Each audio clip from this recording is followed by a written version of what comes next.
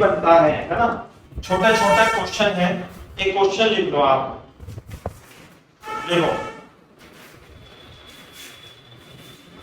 लिखो if example लिखो, if a proton and an alpha particle enters enter in perpendicular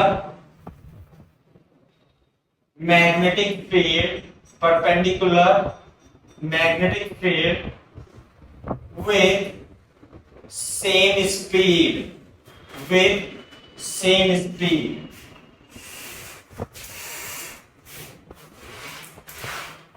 then find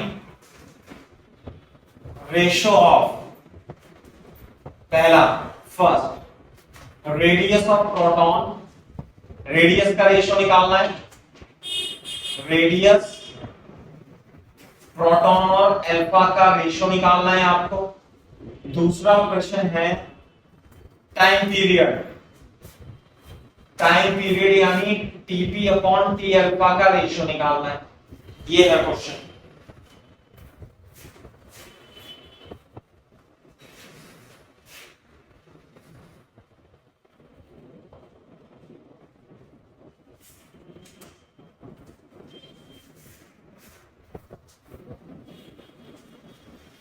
हाँ भाई ठीक है, ऐसे करना है।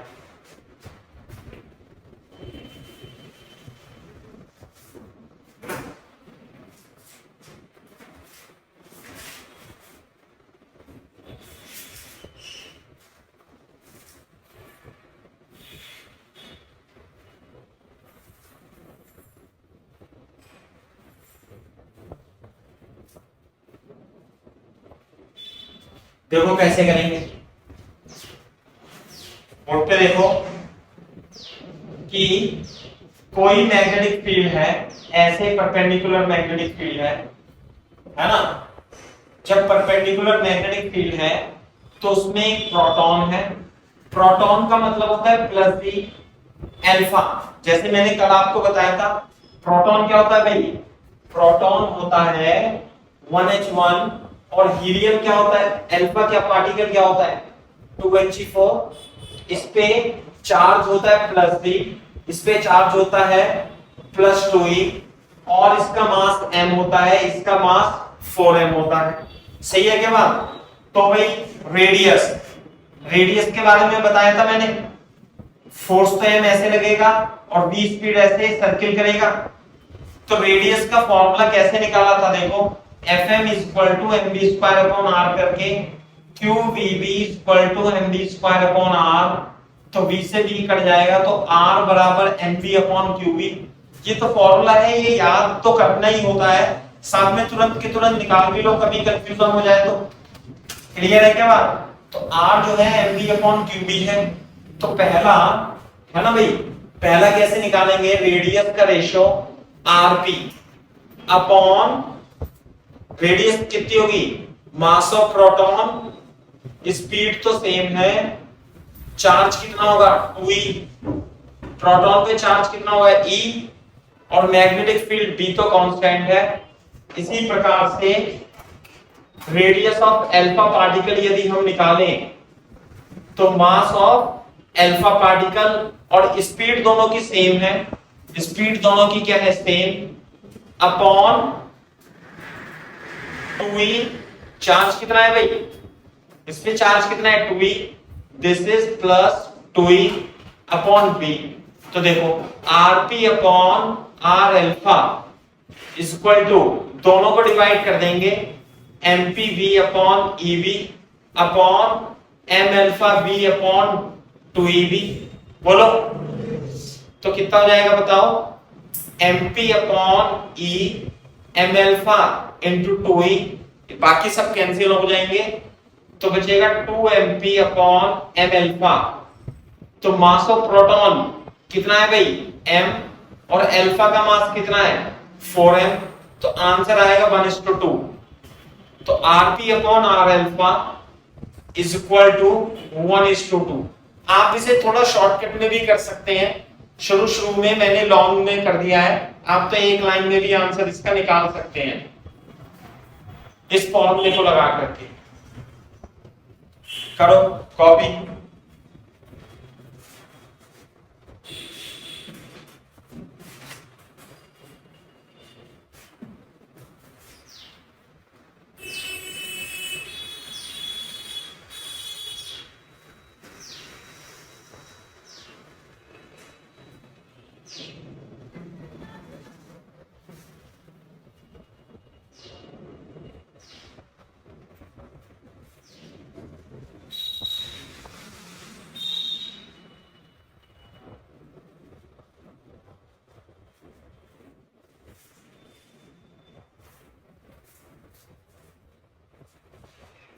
हाँ भाई, टाइम पीरियड निकाल दो इसमें। दूसरा RT/R अल्फा। अब हम बात करते हैं टाइम पीरियड की। तो भाई टाइम पीरियड कितना होगा, फॉर्मूला 2πm/QV। चाहे निकाल लो चाहे याद कर लो।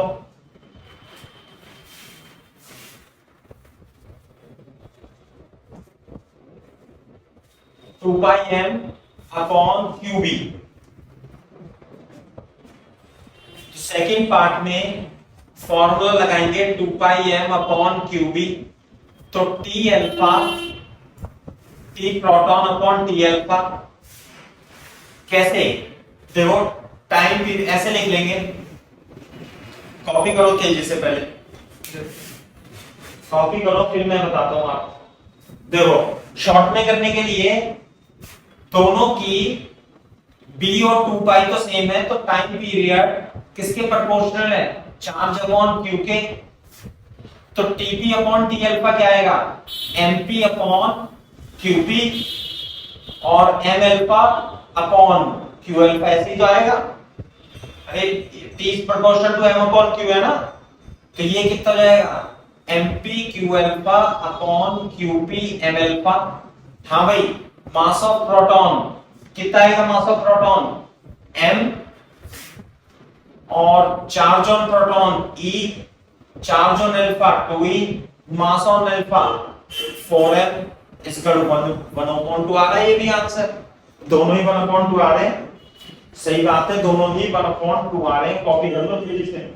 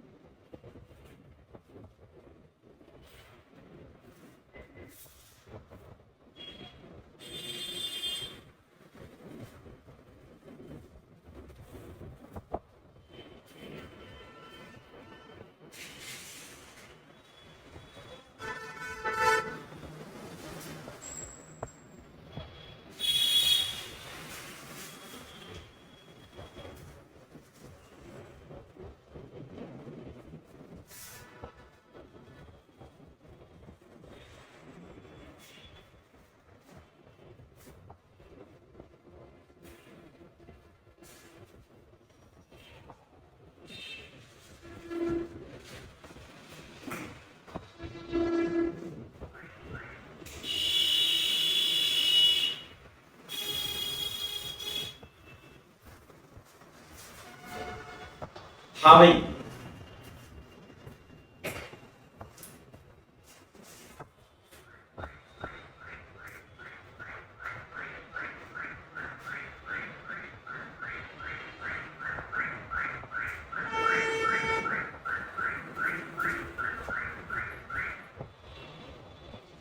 टाइम पीरियड है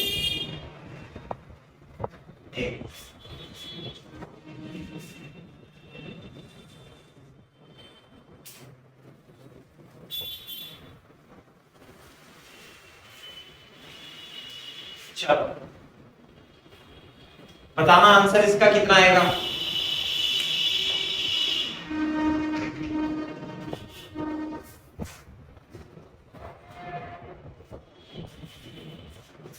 proton neutron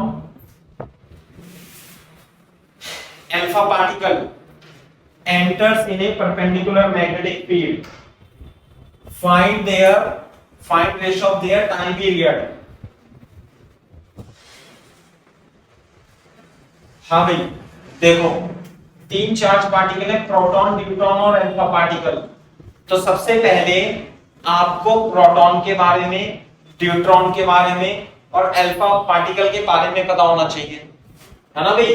तो जैसे मैंने आपको लिखाया, प्रोटॉन का मास m होगा, न्यूट्रॉन का मास 2m होगा और अल्फा पार्टिकल का मास 4m होगा।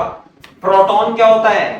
प्रोटॉन होता है 1h1, न्यूट्रॉन होता है 1h2, अल्फा पार्टिकल होता है 2He4 का न्यूक्लियस और ये 1h2 का न्यूक्लियस। इस पे जो चार्ज होता है E, इस पे 2E होता है। प्रोटॉन, न्यूट्रॉन, अल्फा पार्टिकल, समझ में आ गई बात? ये है। तो हमें निकालना है टाइम पीरियड का रेशो। परपेंडिकुलरली मैग्नेटिक फील्ड में एंटर करता है, इसके लिए इसमें स्पीड के बारे में कोई जिक्र नहीं है ना। तो आप देखोगे कि टाइम पीरियड में स्पीड का कोई वैल्यू भी नहीं होती, यानी स्पीड के इंडिपेंडेंट होता है। तो जो टाइम पीरियड होता है 2 पाई m upon QB। Magnetic field क्या है? सेम है तीनों के लिए। तो जो टाइम पीरियड होगा वो m अपॉन Q के प्रोपोर्शनल होगा। तो बोर्ड पे देखो, हमें निकालना है time period of proton, time period of neutron और time period of alpha particle का जो रेशो होगा वो क्या होगा?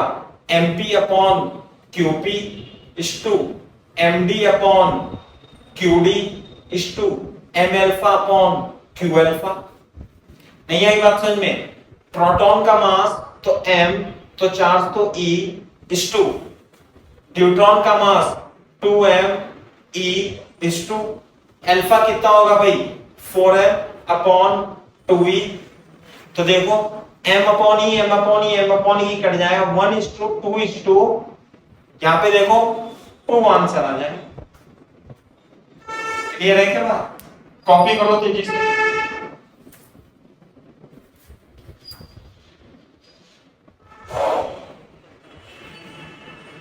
कॉपी करो भाई तेजी से।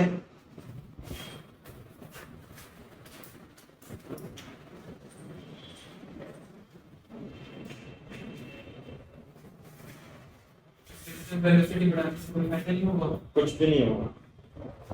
Time period does not depend upon velocity. मैं अभी लिखाने जा रहा हूं ये पार्ट, है ना भाई, लिख लो आप। अगर टाइम पे करना हो तो इसका मास बढ़ाना पड़ेगा। हाँ, टाइम पीरियड कम करना हो तो मास बढ़ाना पड़ेगा। टाइम बढ़ाना पड़ेगा, कम करना पड़ेगा। 30 प्रोपोर्शनल टू m। कम करना है तो कम करना पड़ेगा, बढ़ाना है तो बढ़ाना।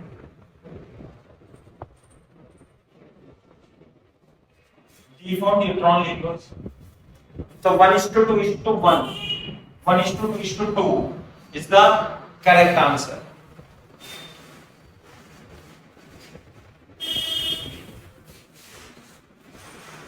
जब कॉपी कर लो तो बोल देना नहीं सर।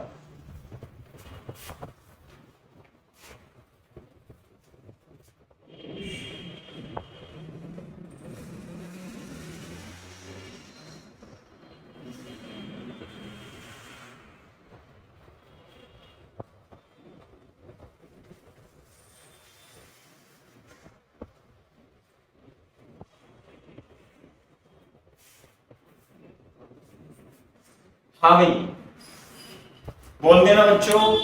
Done sir. प्रज्ञा, दिशा बता देना बेटा, समझ में आया नहीं? 1:2:2।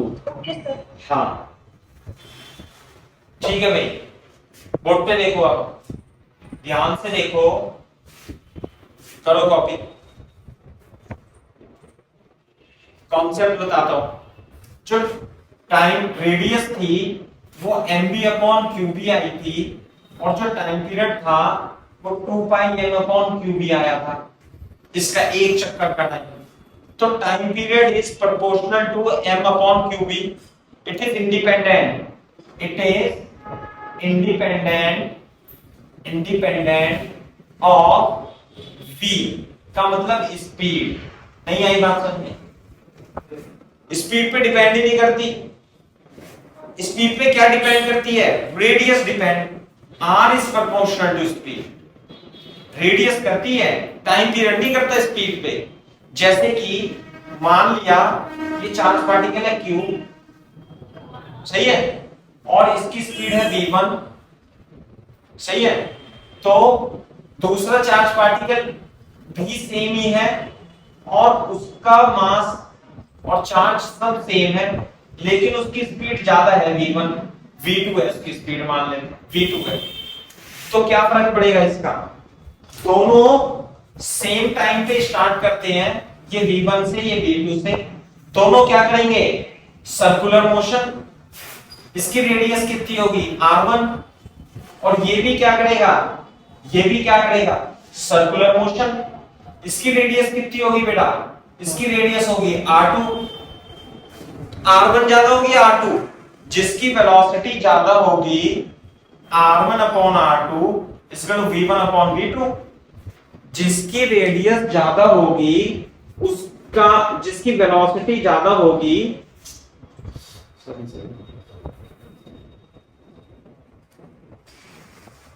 जिसकी स्पीड ज्यादा होगी उसकी रेडियस ज्यादा होगी बेटा। लेकिन अगर जो दोनों ए पॉइंट से, दोनों चार्ज सेम चार्ज है, मास भी सेम है, magnetic field into the board वो भी सेम है, लेकिन अगर जो दोनों एक साथ ए से चलते हैं और वापस जो लगेगा, इसका जो टाइम लगेगा, यदि इसके लिए टी लगता है तो इसके लिए भी टी, दोनों एक साथ घूम करके वहीं पे आ जाएंगे। फिर ये आ गई ना बात समझ में? दोनों एक साथ घूम करके वहीं पे आ जाएंगे, लेकिन बस एक की रेडियस कम होगी, एक की रेडियस ज्यादा होगी। जिसकी स्पीड ज्यादा होगी उसकी रेडियस क्या हो जाएगी? ज्यादा होगी। लेकिन time period t1 upon t2 क्या होगा? 1 होगा, दोनों के टाइम पीरियड, क्योंकि इसमें स्पीड ही नहीं है। मास चार्ज b दोनों के लिए सेम है, तो देयरफॉर जिसकी स्पीड ज्यादा होगी उसका सर्किल बड़ा बनेगा और जिसकी स्पीड कम होगी उसकी सर्कल छोटा बनेगा। टाइम पीरियड दोनों के लिए क्या रहेगा भाई? सेम। बोथ विल, ऐसे लिखेंगे, both will be at the same point, at the same point after one time period. Clear है क्या बात? बढ़िया कॉन्सेप्ट है ये, कॉपी कर लो तेजी से। हाँ ये सर्कल्स कंसेंट्रिक होंगे। हाँ सर्किल, अरे समझे नहीं बात। सर्किल्स कॉन्सेंट्रिक तो, कॉन्सेंट्रिक नहीं, कॉन्सेंट्रिक क्यों होंगे? अरे मैंने इनके मतलब ना मतलब जो पॉइंट एक दूसरे पर बनाया ना, कॉन्सेंट्रिक सर्किल तो ये होते हैं। आपने मैं तो ये कह रहा हूं कि यदि इसकी स्पीड v थी, चार्ज की v1 थी, तो ऐसा सर्किल बनाएगा ये। अगर जो आपने इसकी स्पीड v2 कर दी तो फिर ये ऐसा सर्किल बनाएगा। बस इसका सर्किल का सेंटर यहाँ पे था, दूसरे वाले का सेंटर यहाँ हो जाएगा, C1 यहाँ हो जाएगा, C2 यहाँ हो जाएगा। अब दोनों चार्ज पार्टिकल एक ही पॉइंट से स्टार्ट करा, तो लेकिन दोनों यहीं पे आकर के मिलेंगे।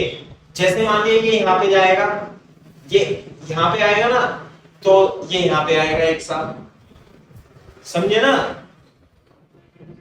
ऐसे ये यहाँ पे होगा, ये यहाँ पे होगा, ये यहाँ पे होगा, यहाँ पे, ये यहाँ पे होगा, यहाँ पे, ये यहाँ पे, यहाँ पे, ऐसे ऐसे मूव करेंगे। मतलब कि एंगुलर डिस्प्लेसमेंट दोनों के क्या रहेंगे? सेम रहेंगे, है ना, सेंटर के अबाउट। समझ में आई बात? और जब ये यहाँ पे पहुंचेगा तो दूसरा भी आधे टाइम पीरियड के बाद यहाँ पहुंच जाएगा। ये कह रहा हूं मैं।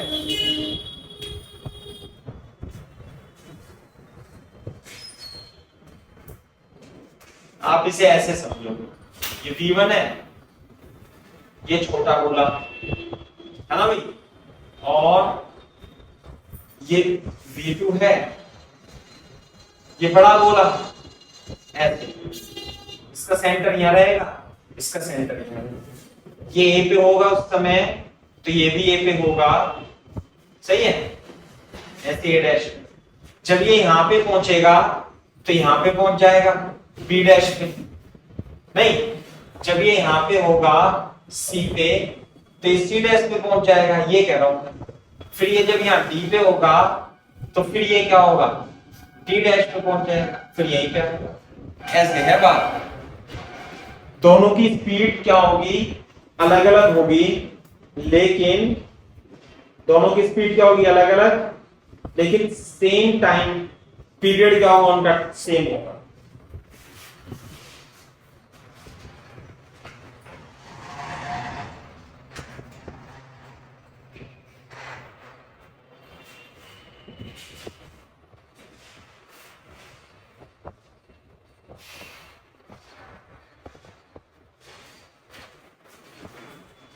बोर्ड पे देखो, एक पॉइंट और लिख लेना यहां पर कि जैसे मान लिया, बोर्ड पे देखोगे इधर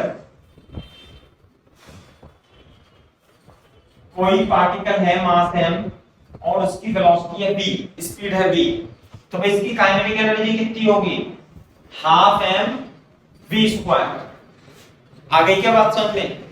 तो जब ये सर्कुलर मोशन करेगा तो जो रेडियस होती है वो mv अपॉन qb होती है। क्लियर है क्या बात? एक तो ये हो गया, तो एक तो इसे मोमेंटम भी लिख सकते हैं, हम लिख सकते हैं ना मोमेंटम, मोमेंटम। दूसरा, यदि मैं इस काइनेटिक एनर्जी को देखूं तो m से ऊपर नीचे गुणा करके काइनेटिक एनर्जी को क्या लिख सकता हूं मैं, p स्क्वायर अपॉन 2m लिख सकता हूं, बोलो। तो मोमेंटम क्या लिख सकता हूं मैं, root 2m upon kinetic energy. तो रेडियस को हम कैसे भी और लिख सकते हैं, रेडियस को we can also write down p upon qb is also equal to 2m into kinetic energy divided by qb।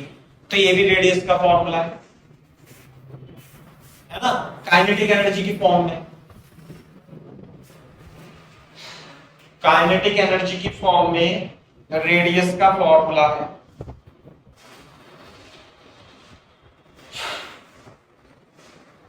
Copy करो तेजी से।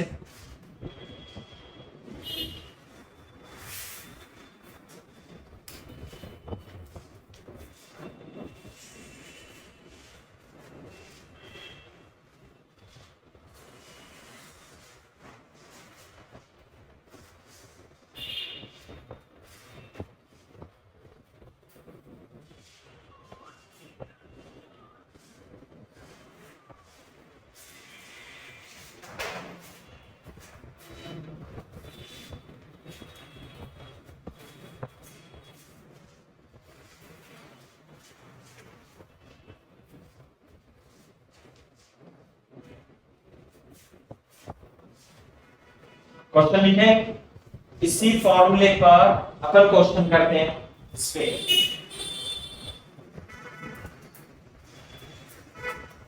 ऐसे देखो, आप बोर्ड पे देखो, ऐसे लिखेंगे एग्जांपल ए, अब मैं शॉर्ट में लिख देता हूं, proton, neutron and alpha particle enter in perpendicular magnetic field with same momentum, सही है भाई। find ratio of क्या, rp rd q for neutron r alpha, short में लिख दिया भाई मैंने, P for proton, D for neutron, alpha particle enter in perpendicular magnetic field with same momentum। दोनों का मोमेंट, तीनों का मोमेंटम क्या है, सेम है। तो बता दो जरा मेरे को, RP, RD, R अल्फा का आंसर क्या होगा?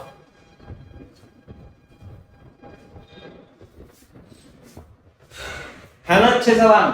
जेई मेंस में और एडवांस में 100% इस पोर्शन से 200% क्वेश्चन आता ही आता है। Motion of charge particle in perpendicular magnetic field, है ना। एसपी वर्मा भी करोगे तो ये सब क्वेश्चन मिलेंगे आपको। बोर्ड में तो नहीं दे रखा है, बोर्ड में तो नहीं आता है ना। कैसे करें भाई? प्रोटॉन न्यूट्रॉन अल्फा पार्टिकल के बारे में हम जानते हैं, ये m, ये 2m, ये 4m, ये e, ये भी e और ये 2e। ऐसे होता है ना मास और चार्ज का रेशियो, ये होता है ना। तो देखो बोर्ड पे फॉर्मूला तो mv/qv होगा, लेकिन मैं इसे क्या लिख सकता हूं बोलो? मोमेंटम। लेकिन यहां पे सेम मोमेंटम उसने बोल दिया, तो जब p कांस्टेंट है और b कांस्टेंट है, जब p क्या है कांस्टेंट, तो रेडियस किसके प्रोपोर्शनल हो गई? Radius is proportional to charge q। सही है बात? तो rp rd r alpha equal to कितना हो जाएगा? qp qd q अल्फा। क्या गया आंसर? तो ये कितना है e, ये भी कितना है e, और q अल्फा ये कितना गया 1/2e। कितना आंसर आ गया? 1:1:1/2। और कितना जाएगा भाई? ये 2:2:1 आ जाएगा। बिल्कुल चमक रहा है, नीचे नहीं चमक रहा, बिल्कुल चमक रहा है। ऐसे हो जाएगा 2:2:1। क्लियर है क्या बात? छोटे छोटे से क्वेश्चन है, इस तरीके से करते हैं।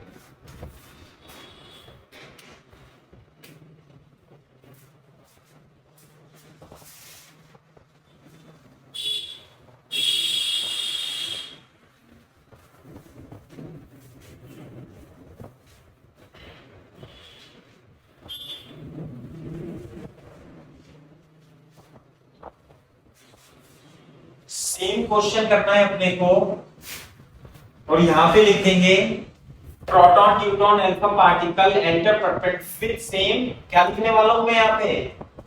Kinetic energy. Same kinetic energy से एंटर करता है, तब आंसर बताओ इसका।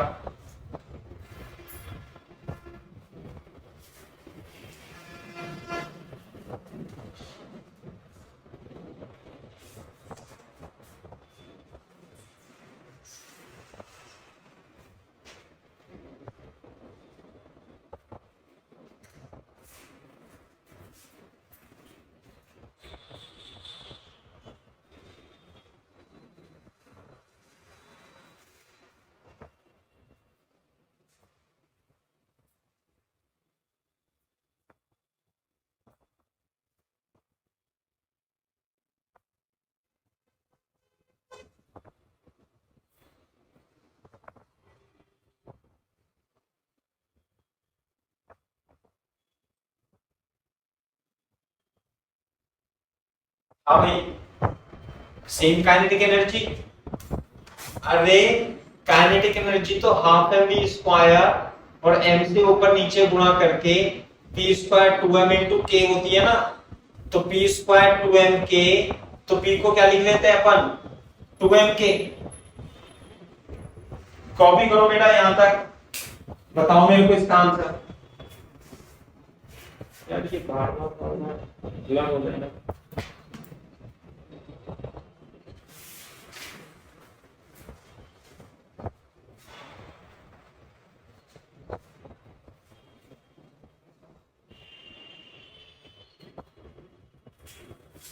सेम है।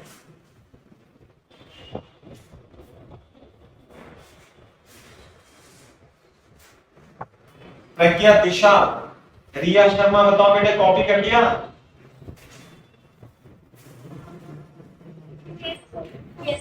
हाँ, क्वेश्चन कॉपी फिर से करो, सेम है।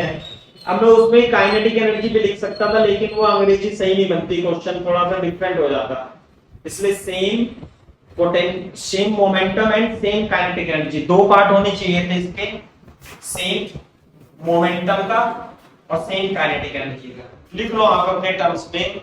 तो मोमेंटम को मैं लिख लूंगा 2m इंटू के अपॉन क्यू बी। सही है बात। तो जो रेडियस आएगी वो किसके प्रोपोर्शनल आएगी? रूट एम अपॉन क्यू के प्रोपोर्शनल आएगी। एक मिनट, काइनेटिक एनर्जी तो सेम है, बी भी सेम है, एम और चार्ज क्यू ही सेम नहीं है, बस रूट एम अपॉन।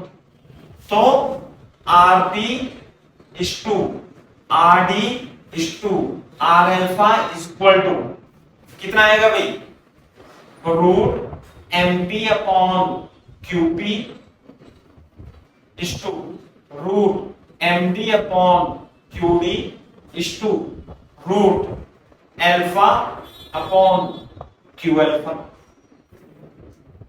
ऐसे है। मैंने बहुत सारे क्वेश्चन करा दिए, ध्यान रखना आप लोगों को। इससे ज्यादा क्वेश्चन इस कॉन्सेप्ट पे ज्यादा बनते ही नहीं है ना। कॉपी करो, तेजी से आंसर बताओ।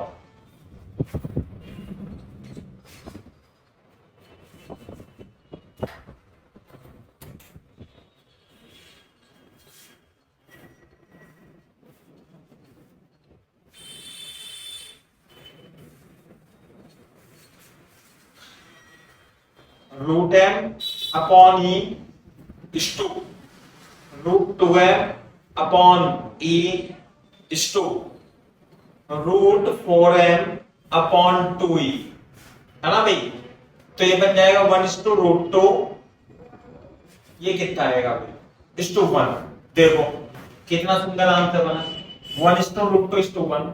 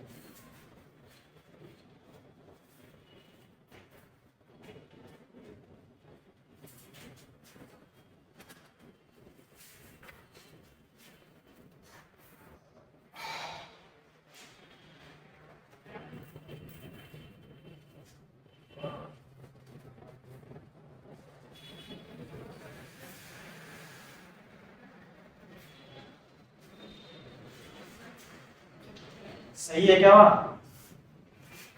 बोलो। तो इसे मैं साफ कर देता हूं।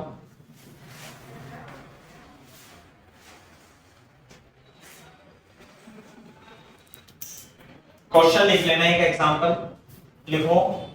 Two particles A and B of masses MA and MB enters in perpendicular magnetic field with speed VA and VB.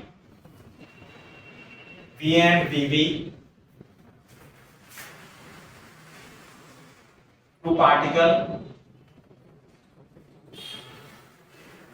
Bracket में लिख लेना सेम चार्ज, दोनों के चार्ज क्या है? सेम है।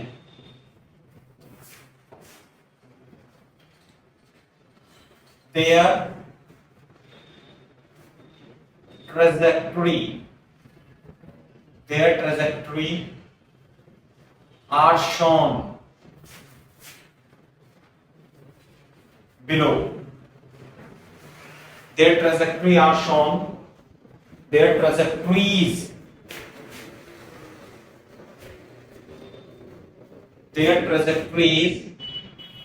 shown below. ये B ऐसे है,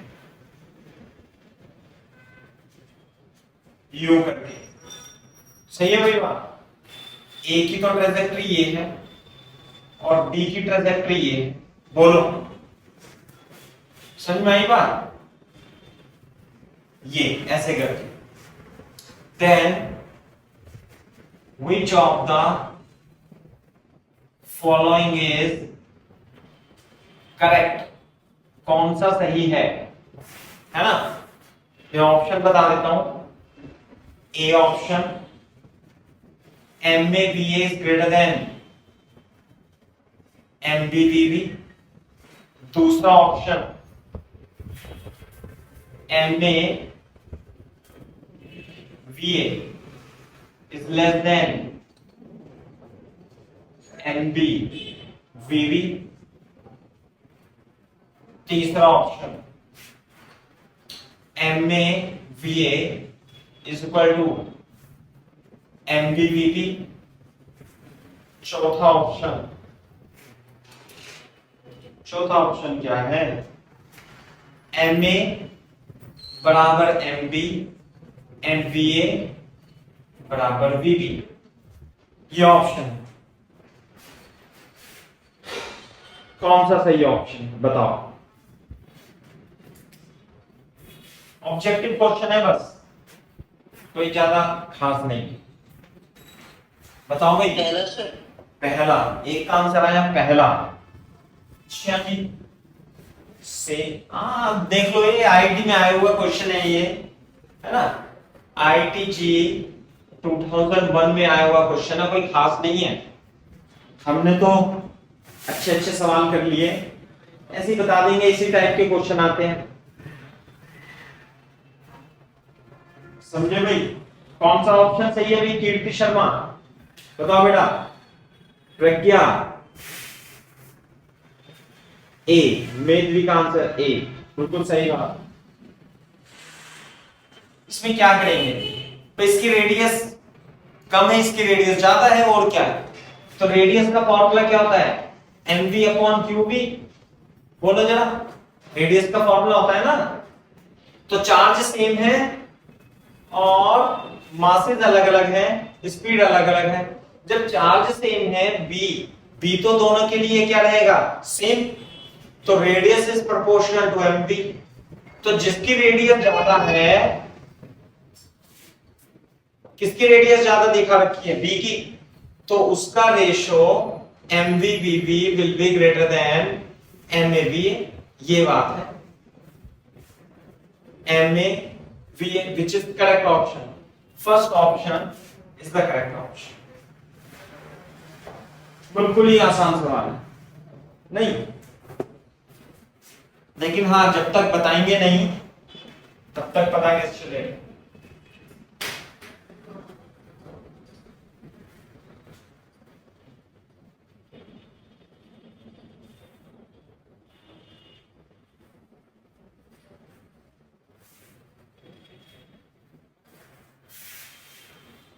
सही है भाई। जब कॉपी कर लो तो बोल देना ड्रिल सर, फिर मैं थोड़ा सा रिवीजन कराऊंगा तुम्हारा एक कॉन्सेप्ट पे, फिर क्वेश्चन देंगे उसको।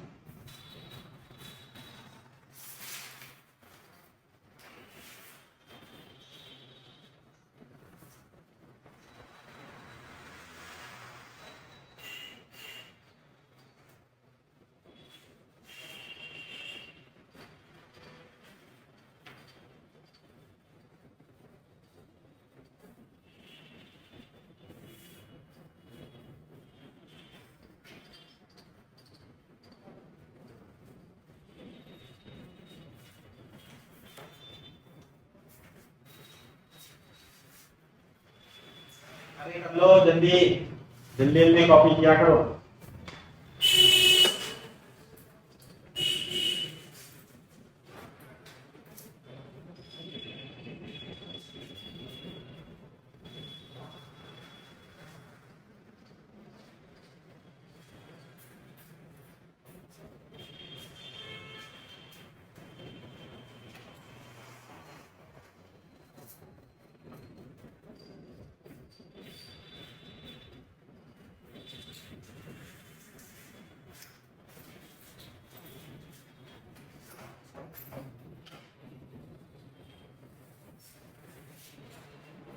हो गया बेटा?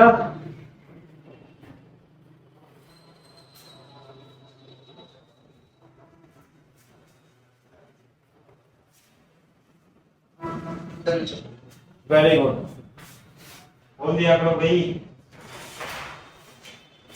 जैसे मैं आपको इलेक्ट्रोस्टैटिक्स का रिवीजन कराता हूं, है ना, बोर्ड पे देखो। इलेक्ट्रोस्टैटिक्स का पोटेंशियल डिफरेंस तो मैंने ही पढ़ाया था, शायद आप लोगों को नहीं भी पढ़ाया हो तो ध्यान करना। W बराबर Q इंटू डेल्टा V होता है। W is equal to Q into delta V।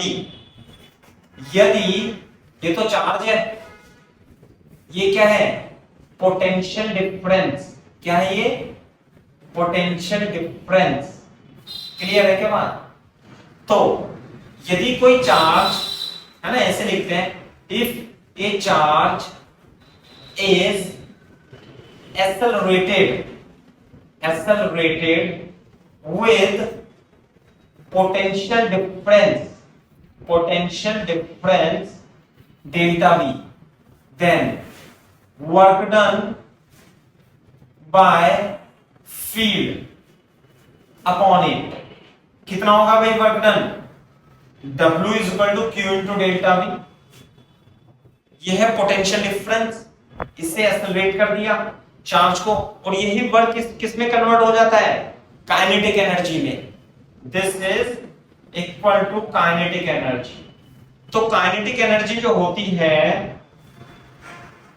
Kinetic energy of charge particle कितनी हो जाएगी भाई? Kinetic energy of the charge particle will be equal to Q into delta V। Delta V क्या है? Accelerated potential difference भी बोल सकते हैं। क्लियर है क्या बात? एक्सेलरेटेड पोटेंशियल डिफरेंस, समझ में आई बात? तो ये होता है W is equal to Q into delta V। तो काइनेटिक एनर्जी आपको Q इंटू डेल्टा V, किसी किसी किताब में काइनेटिक एनर्जी Q बराबर V भी लिखा हुआ है, तो ये तो काइनेटिक एनर्जी है, और V क्या है? एक्सेलरेटेड पोटेंशियल या पोटेंशियल डिफरेंस। इस चीज का ध्यान रखना। तो देखो क्वेश्चन में किस तरीके से देगा, जो रेडियस होती है, रेडियस का फॉर्मूला क्या होता है, mv upon qv is equal to p upon qv is equal to 2m into kinetic energy upon qv। तो ध्यान से देखो, जब वो काइनेटिक एनर्जी भी तो आएगी ना कहीं से चार्ज पार्टिकल की, जो काइनेटिक एनर्जी होती है वो potential difference, accelerated potential difference से मिलती है। तो काइनेटिक एनर्जी को हम यहां Q इंटू डेल्टा V लिख लेंगे, और Q इंटू B तो आ जाएगा सही। तो अब रेडियस का फॉर्मूला 2m है ना भाई, और delta V upon Q into 1 upon B हो जाएगा ऐसे। तो बस सिंपल ये है, काइनेटिक एनर्जी को क्या लिख लेना है, Q into delta V। Delta V क्या होगा? एक्सेलरेटेड पोटेंशियल, जिस पोटेंशियल से किसी चार्ज पार्टिकल को आपने फेंका है, ये एक्सेलरेट किया। सही है ना? कॉपी करो, तो ये आ जाएगा रेडियस का formula.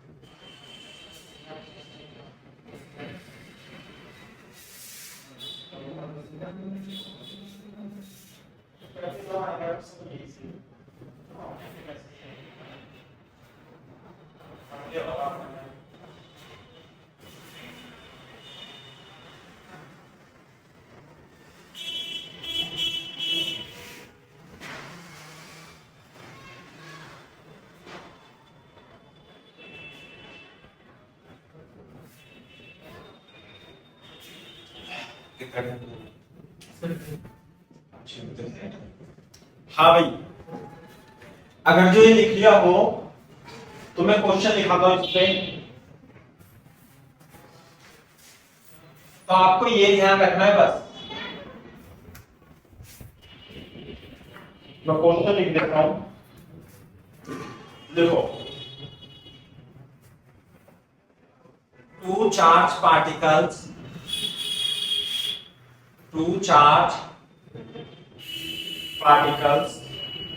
x and y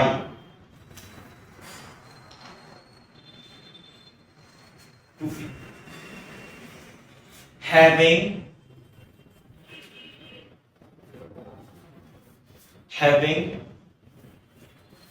charge ratio 1:2 are accelerated through same potential difference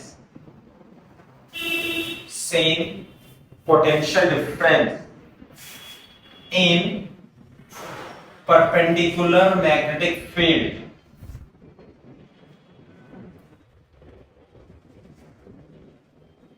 which describe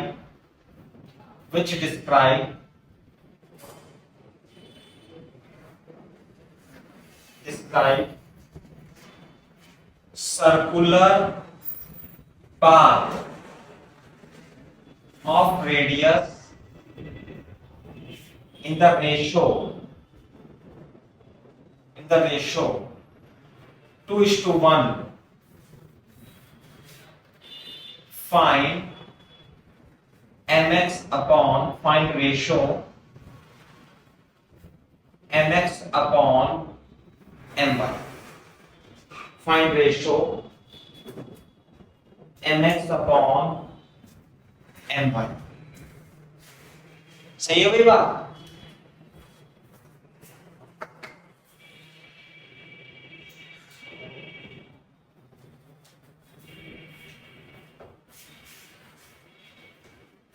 देख लो अब कैसा सवाल बन गया है ना, टफ सा बन गया है थोड़ा सा।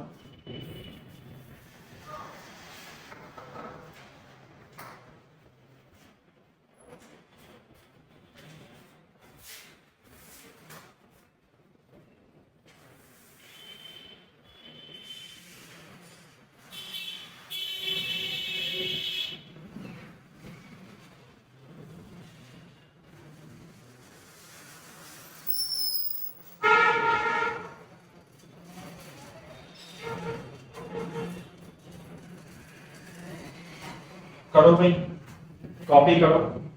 क्या आएगा आंसर?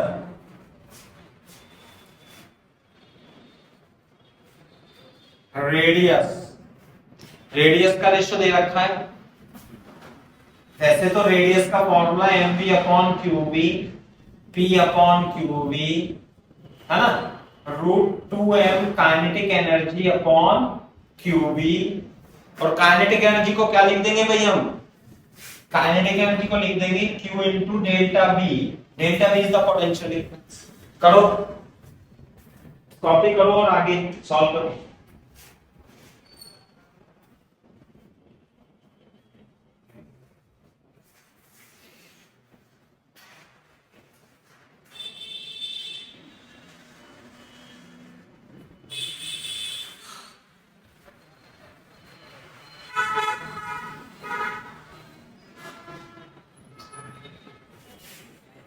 कितना आएगा आंसर? देखो, रेडियस जो होगा 2m, काइनेटिक एनर्जी को क्या लिख देंगे?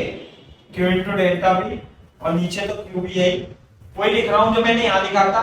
अपन तो बार बार लिखते हैं, याद तो रहता नहीं है, फॉर्मूला ऐसे निकालना ही पड़ेगा। तो 2m delta v upon q into v, ये है ना बात। तो हम तो बार बार निकालते रहते हैं, नहीं याद कैसे रहेगा?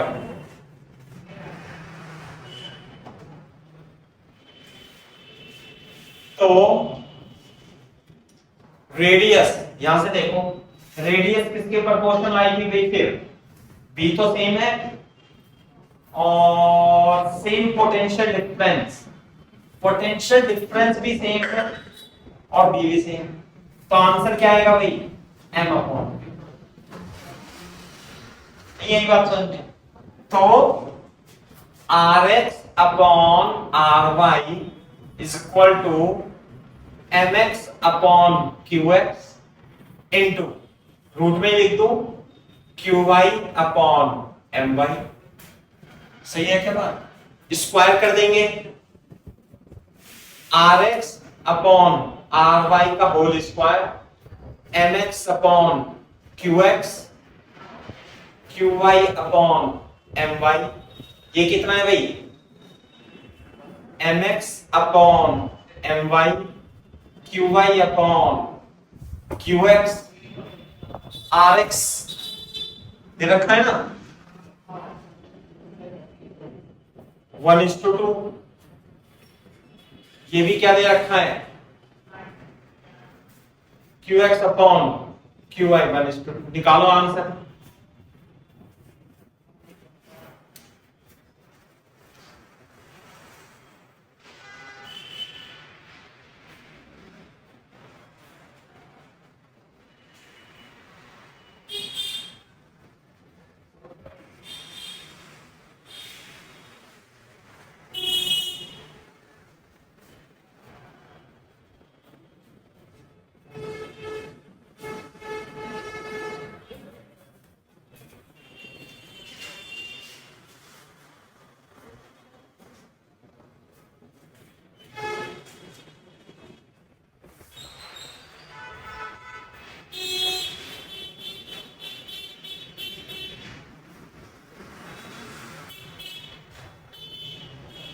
ये qy अपॉन qx है,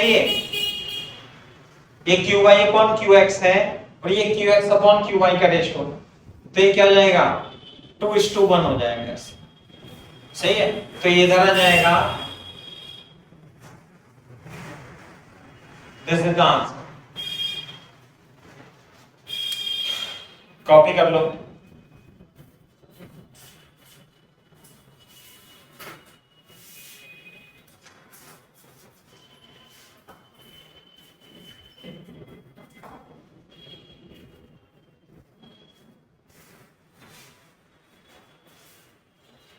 मैं एक सवाल लिख देता हूं दूसरा,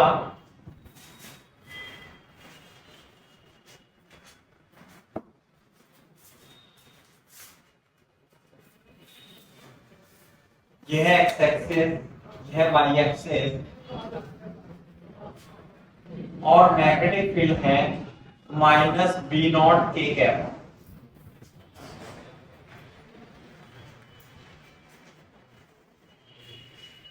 सही है,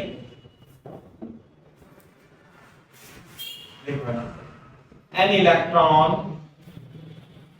moving with speed u,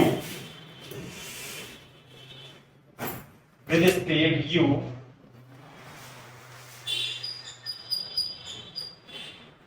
with speed u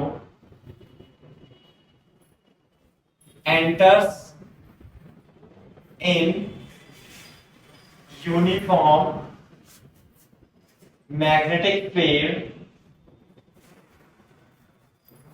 at origin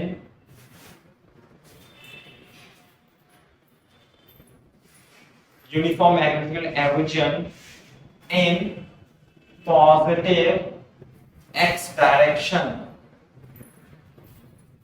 as shown in figure।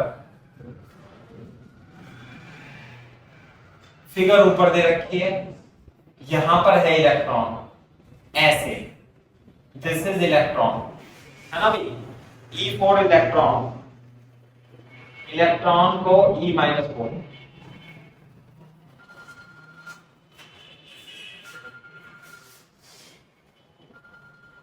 Hello हाँ बता,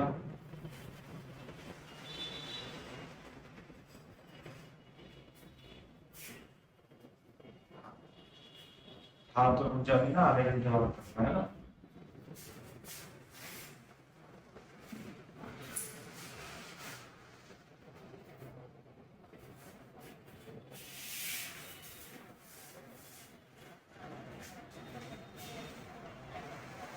as shown in figure.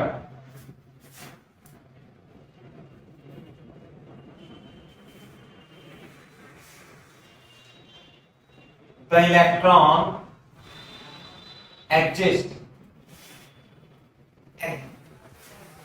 exit की स्पेलिंग यही होती है ना, electron exits from the region after some time with speed v.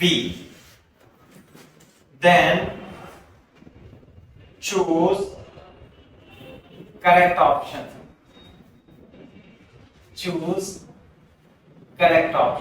बताओ, पहला v is greater than u, दूसरा v is equal to u, तीसरा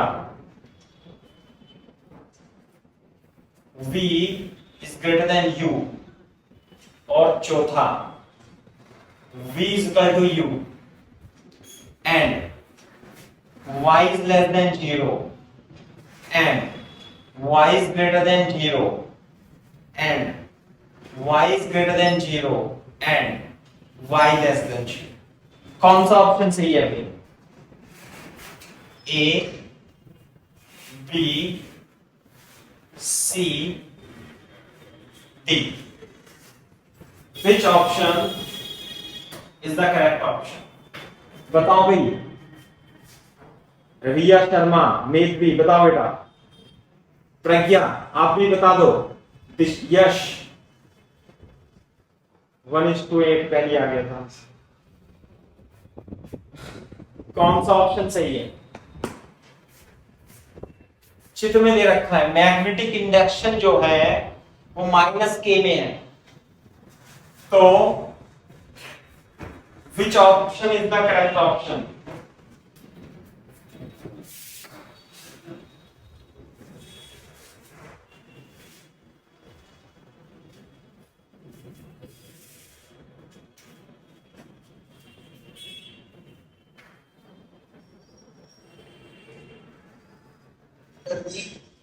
है ए,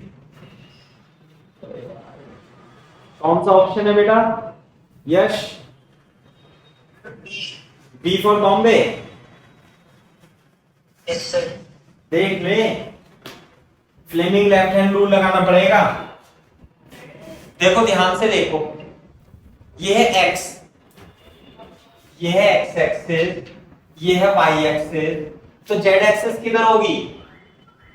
इधर की ओर, ऐसे बाहर की ओर होगी ना। अबे x y z, लेकिन मैग्नेटिक फील्ड किधर है? अंदर, तो अंदर क्या होगा? ये होगा अंदर, तो इधर की ओर यूं।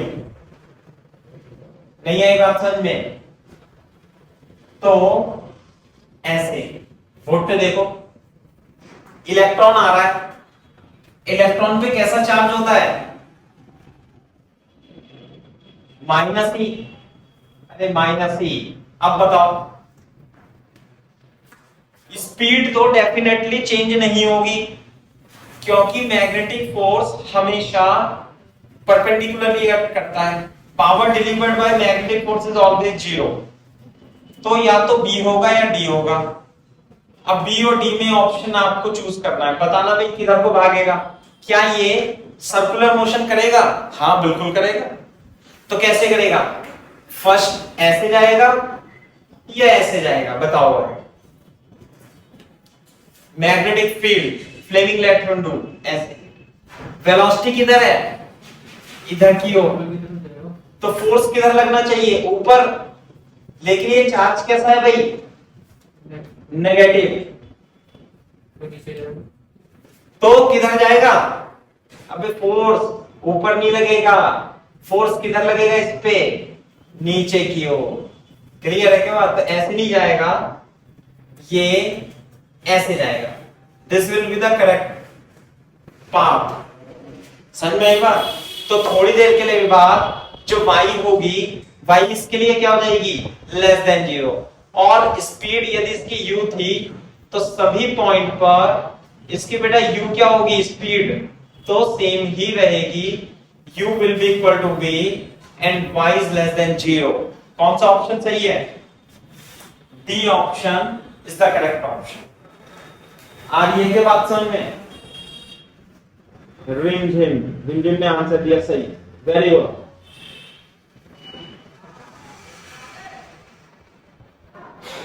कर लो कॉपी, तेजी से कर लो कॉपी।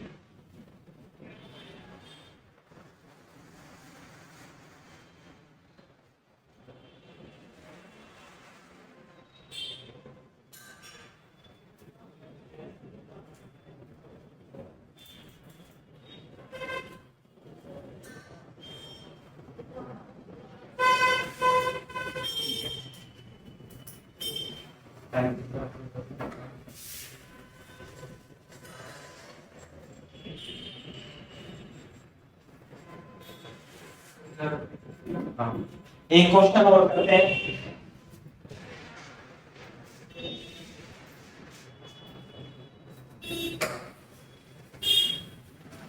देखो अच्छा, ये क्वेश्चन आया हुआ था, ये आईआईटी 2004 में आया हुआ क्वेश्चन है, ये जो अपन ने कराया अभी है ना, आईआईटी 2004 में आया हुआ क्वेश्चन है जो हमने कराया, लिख लेना भाई। अब लिखो क्वेश्चन, ये 3 ions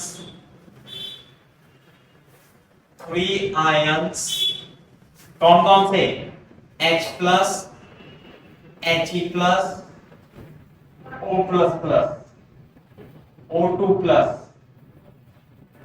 having same kinetic energy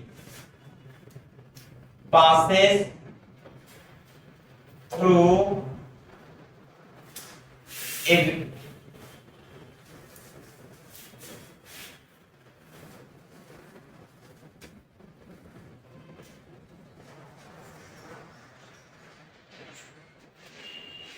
same kinetic energy passing through a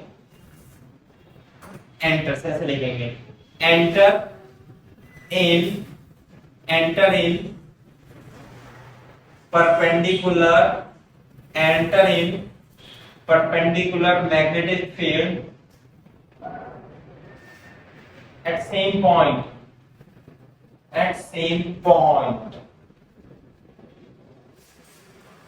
सही है भाई बात, same point, then A option,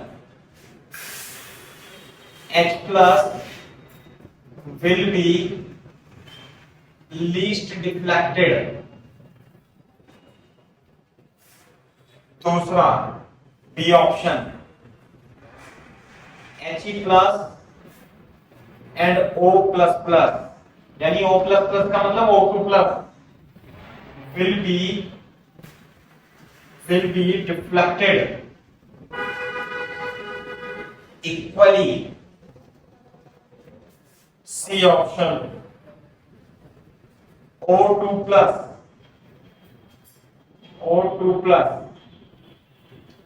will be most deflected। D option, all will be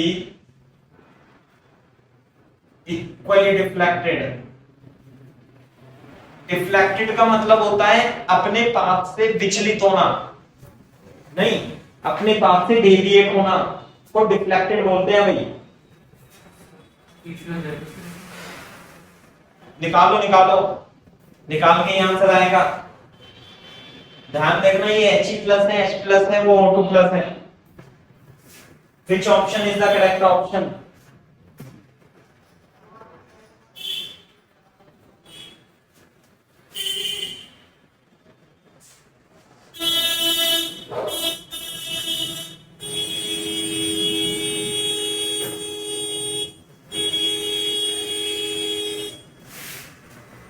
देखो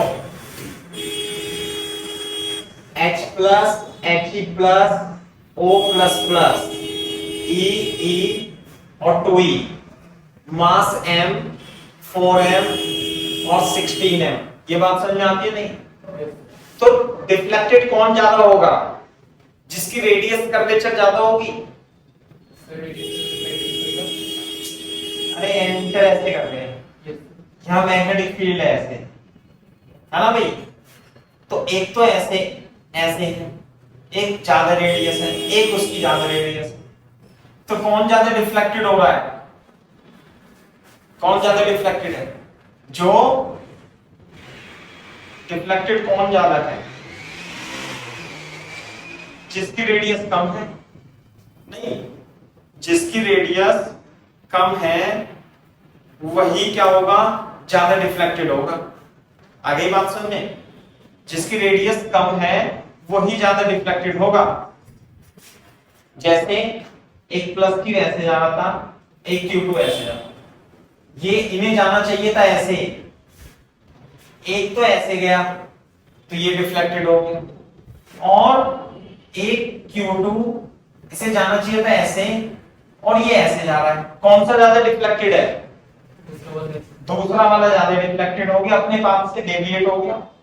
तो इसकी देखो, इसकी रेडियस तो होगी ज्यादा और ये तो और ज्यादा डिफ्लेक्ट, ये तो और ज्यादा। जिसकी रेडियस कम होगी, रेडियस जिसकी कम होगी वो ज्यादा डिफ्लेक्टेड होगा, ध्यान रखना। सही है बात? तो रेडियस निकाल लो आप। सही है क्या बात? काइनेटिक एनर्जी सेम है, B सेम है, तो रेडियस का फॉर्मूला क्या होता है भाई? mv अपॉन qb, और ये होता है 2m kinetic energy upon qb। तो काइनेटिक एनर्जी और B सेम है, तो radius is proportional to root m upon q। ये आ गया।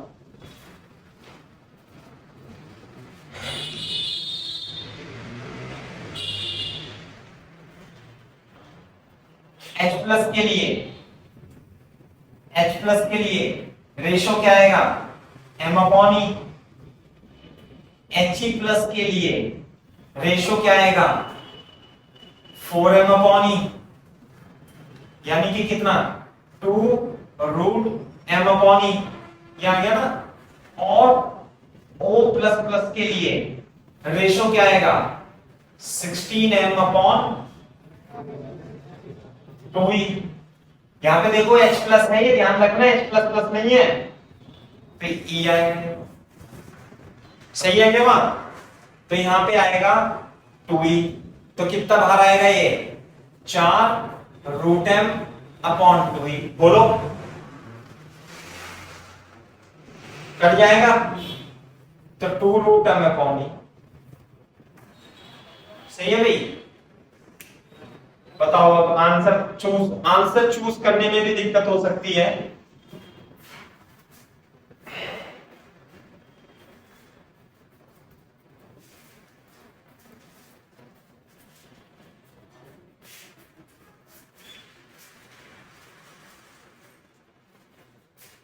इसकी रेडियस मिनिमम है, सही है ना? और ये दोनों इक्वल है, कॉपी कर लो।